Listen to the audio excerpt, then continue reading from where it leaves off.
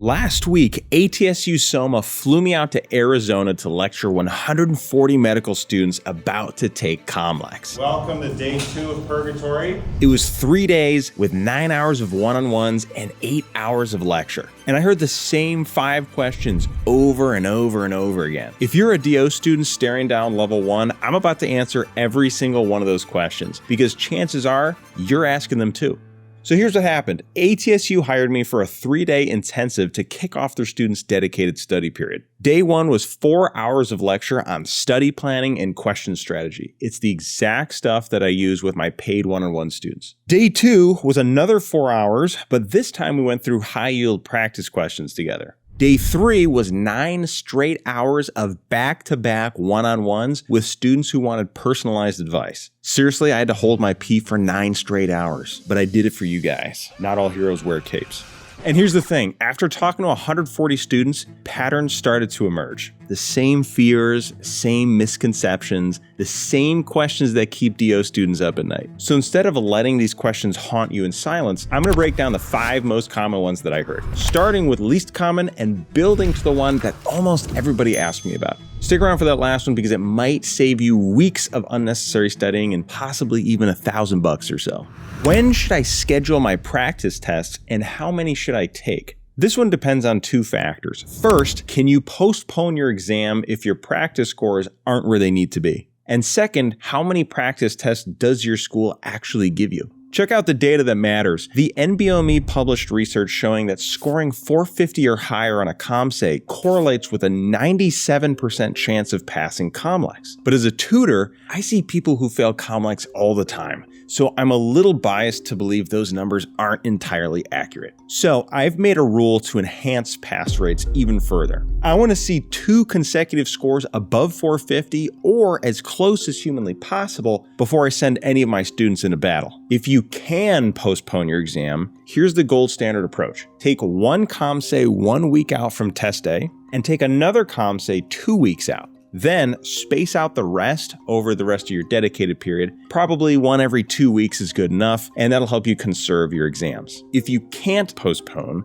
I still recommend everybody takes one about every 2 weeks just because there really aren't that many practice tests for COMLEX. If you have enough COMSAEs available, I'll still do the 2 in the final 2 weeks approach. Here's a pro tip. Always check how many COMSAEs your school will actually buy for you. Every school's a little different. This can save you money and help you plan your testing schedule way more strategically. The goal is to track your trajectory over time and make sure you're trending upward when it actually counts. Sketchy doesn't work for me. How am I supposed to learn microbiology and pharmacology? First off, that's completely fine. Sketchy is not the Bible. It's just a tool, and not every tool works for every person. But here's what doesn't change. Micro and pharm are still rote memorization heavy subjects. You cannot logic your way through which antibiotic covers atypical pneumonia. You just have to know it. In my mind, Sketchy is an augmentation device that helps boost retention when paired with Anki or another spaced repetition system. But again, Anki is the engine behind the memorization. If Sketchy isn't clicking for you, here are a few alternatives. For micro, use First Aid's microbiology flowcharts. They categorize bacteria by structure, staining, oxygen requirements, all the stuff that actually shows up on test day. And these can easily be converted into Anki cards or just unsuspended from the Anki deck. For pharm, check out Dirty Medicine's pharmacology series on YouTube. It's free, it's high yield, and it's structured in a way that actually makes sense. The bottom line is that the method doesn't really matter. What matters is that you're using spaced repetition to lock in information that you will forget otherwise. Because no matter how many times you watch a video or read a chapter, if you're not actively recalling that information over time, it's gone. Just like my dad when I was 4. Is my dedicated period long enough to pass boards? This question came up a lot, and it's especially prominent for students whose schools front-load dedicated with in-person coursework. So let's talk numbers. Most of these students had 8 weeks total, but after their in-person classwork ended, they had 5 to 6 weeks of true independent study time. Based on what I've seen from other medical schools across the country, the average level 1 dedicated period is somewhere between 4 to 8 weeks. But remember, level 1 has a 90% first-time pass rate. That means those dedicated periods, even with the in-person coursework mixed in, are sufficient for most people. I've even seen my own students pass in as little as 2 weeks once we updated their study plans. Even my retakers often don't need more than 8 weeks. There are rare exceptions where students need 3 months or more, but that's definitely not the norm. So if you're sitting there thinking, I only have 5 weeks, I'm screwed, you're not. You just need to be strategic with your time. Here's what I told those students. You can absolutely still study on your own at the end of each day during that in-person coursework period.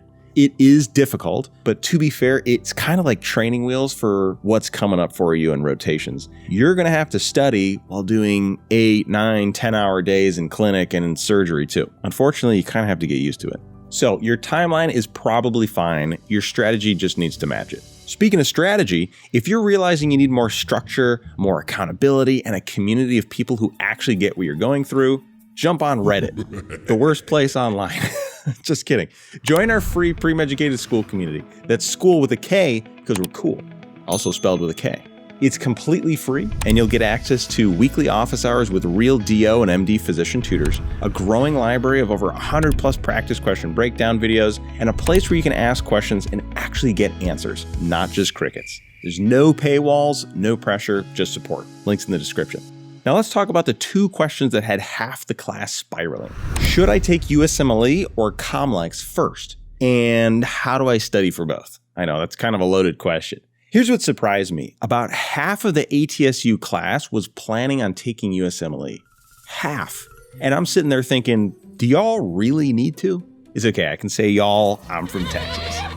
USMLE is only critical for very competitive specialties like orthopedics, other surgery, the road specialties, or if you're trying to match into a competitive location like New York, LA, or another big city. Or if you're trying to match into a competitive residency like an Ivy League program or a big name academic program. For everyone else, it's really pretty optional. And optional doesn't mean recommended either. It means you might be adding months of extra stress and money for a test that won't necessarily change your outcome. Not to mention, it's much harder to pass USMLE than it is to pass COMLEX. I always ask my DO students, how many Harvard medical students go to your school and are studying for COMLEX?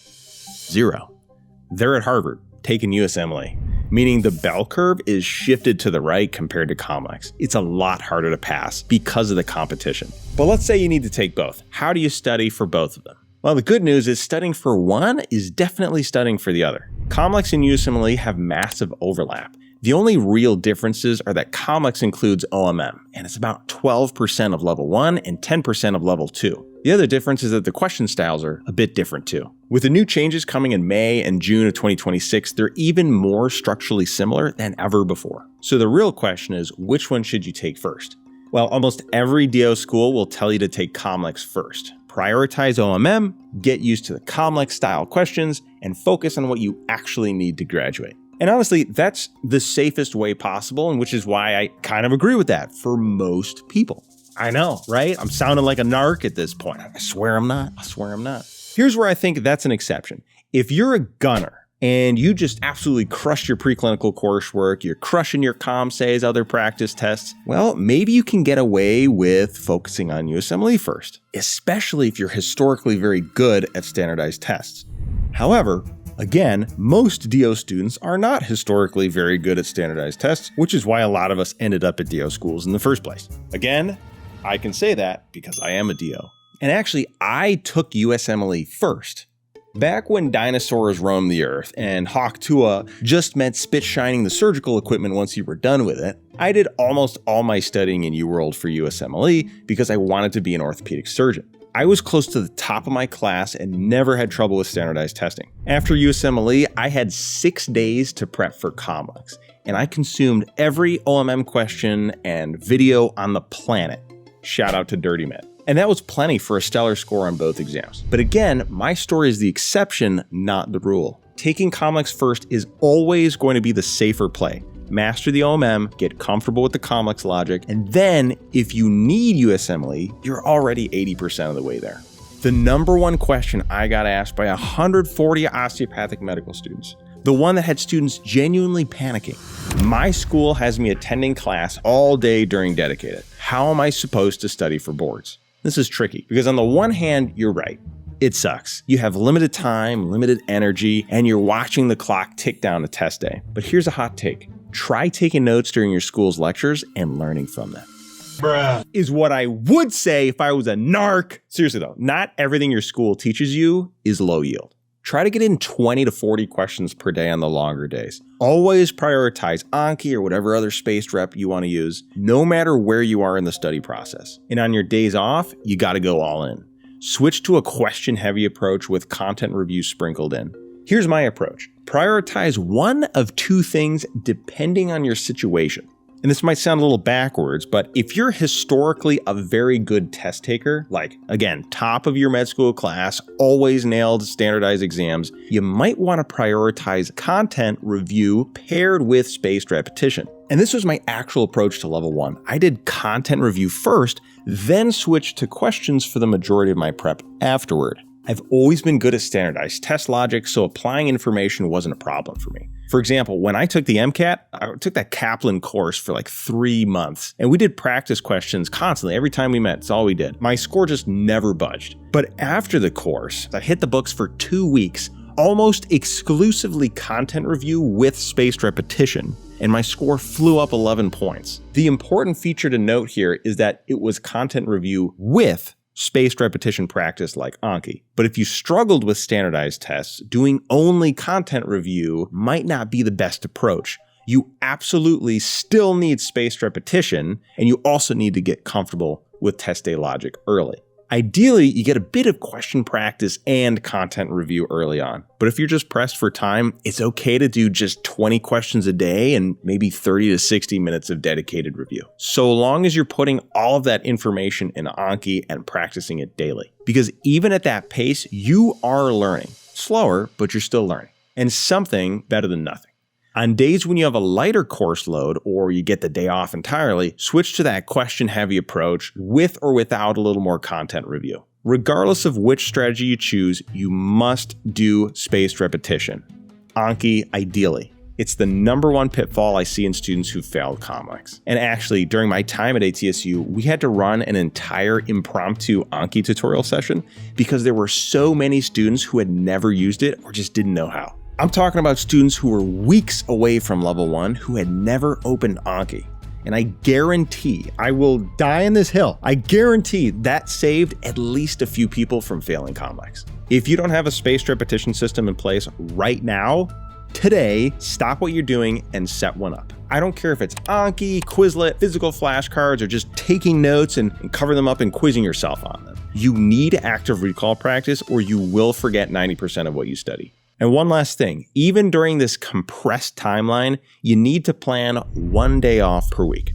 And I know it sounds scary, but it helps your endurance long-term when you're studying for months. And it prepares you for the rest of your medical education and your career. You have to build sustainability into your process or you'll burn out before you even sit for the exam. If you made it this far, here's what I want you to do next. Check out my video on the new COMLEX changes coming in May and June of 2026. Because if you're taking level 1 or level 2 after those dates, the test is going to be totally different from what it is right now. And you need to know what that means for your prep. Click the thumbnail on the screen right now to check it out. Now, take a deep breath and go study. Everything will be okay. I stuttered again. This is not going to be good. I'm a stupid guy. Blah, blah, blah, blah, blah.